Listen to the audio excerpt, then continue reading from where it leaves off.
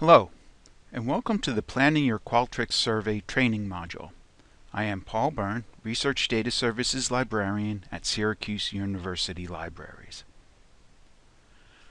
What we will cover in this training module is planning and familiarizing yourself with Qualtrics, thinking about your respondents, determining what level of anonymity you will need, your time frame for completing the project, planning your questions, designing the flow of your survey, and building your survey in Qualtrics.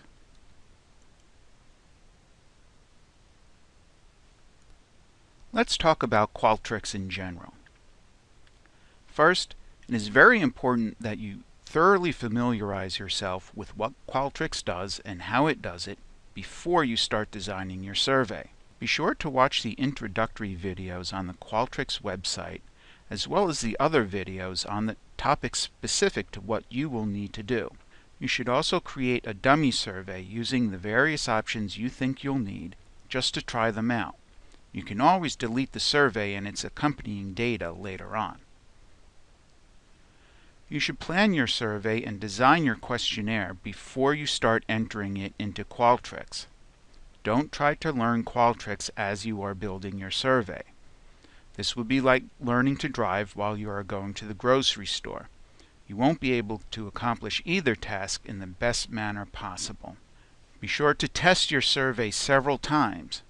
Get some of your friends to try it out, and, if at all possible, pilot test your survey with actual respondents. This will be the ultimate confirmation that you have designed and implemented your survey correctly. Let's talk a little bit about your respondents. To whom will your survey be administered? In Qualtrics, you can send your survey to just about anyone you like, as long as they have internet access, or you can use it for a phone survey as well. The only thing it's not really good for is a mail survey. There are three basic types of people who can take your survey. The first are those for whom you have an email address or other information. One thing to consider is if this other information will need to be added to the survey data for analysis later. If you will be sending your survey to specific people, you'll need to create a panel in Qualtrics. The next group is members of a listserv where you send the same anonymous link to everyone on the list.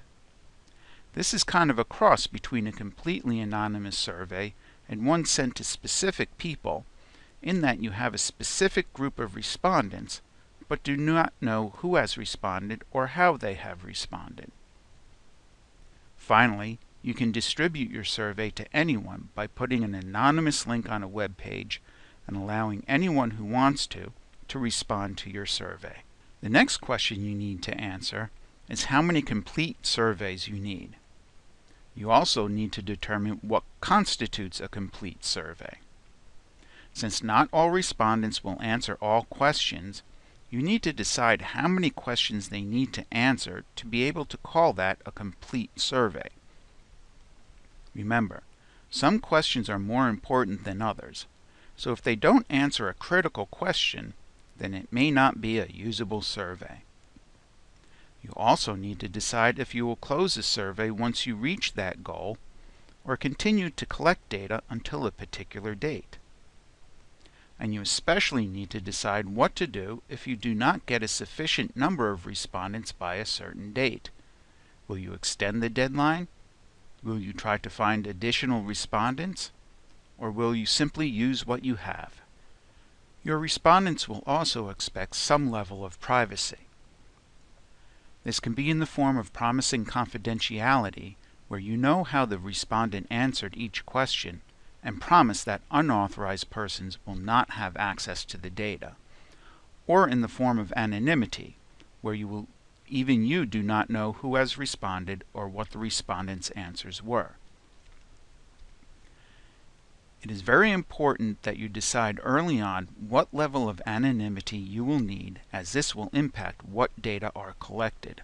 Will you be doing a single administration where you do not need to know who has responded or how they have answered your questions? This is complete anonymity and is rather easy to implement in Qualtrics. Are you doing a longitudinal study in which respondents will get 2 or more surveys that need to be combined? In this instance, it can't be strictly anonymous, only confidential, as you'll need to be able to match records from the first administration to the second, to the third, and so on. Will you be conducting a survey in which you will need to ask respondents for contact information for follow-up purposes? You can make this anonymous, but only if you do not need to combine the contact information with their responses. Depending on what kind of anonymity you want, you'll need to use different options when distributing your survey.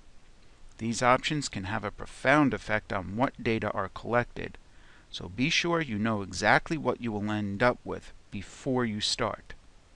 Please see the module on anonymity in Qualtrics for more details on this topic. You also need to pay attention to your time frame for conducting the survey. When does a survey need to start? Qualtrics has options for activating or emailing the survey on specific dates. When does the survey need to end? Qualtrics can also close the survey on specific dates.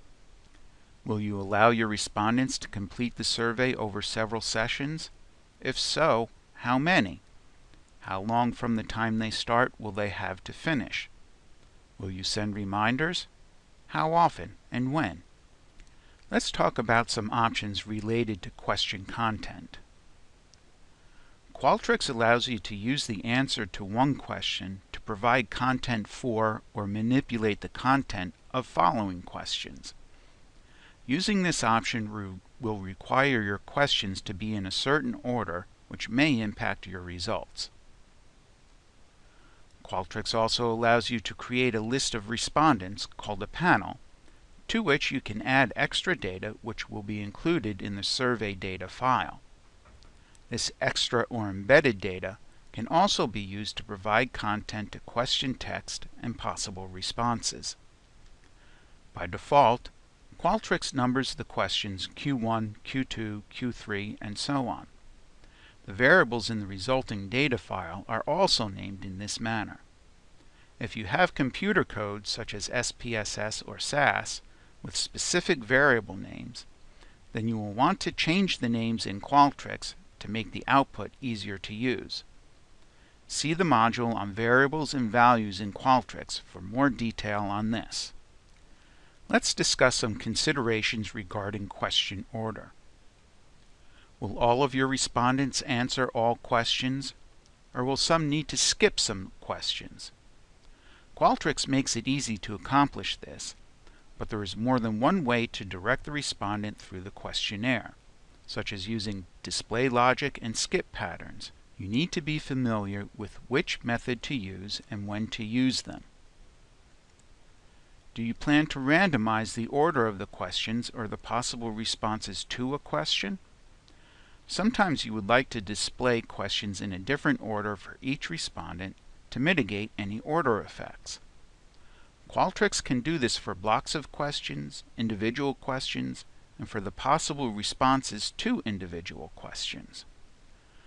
Qualtrics can also randomize or even sample a set of images, text, or responses to be displayed to your respondents.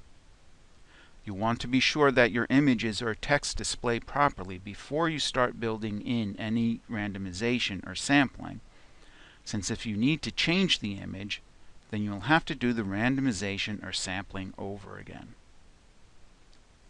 Finally, though it is not strictly related to question order, Qualtrics allows you to restrict how much time a respondent spends on a page, as well as record how much time they do spend. Be aware that this can interact with any randomization or sampling that you do. Now you can begin to design the flow of your survey. First, write out all the questions and answers in a word processor such as Microsoft Word. This will make it much easier to edit and rearrange the questions and responses. If you will need to use specific variable names, use those instead of question numbers. Be sure to see our module on variables and values in Qualtrics. Next, confirm that all your questions and responses are in the proper order. This is, of course, just a starting order if you will be doing any randomization. Make a note of any time restrictions you may need. Then go back and indicate where you will need any embedded data. You can just highlight words or phrases, or even use the comments feature to indicate what field the data will come from. Go back and add any instructions for randomizing or sampling blocks or questions or images. Add instructions for skip or display logic. And finally, add instructions to carry forward any responses.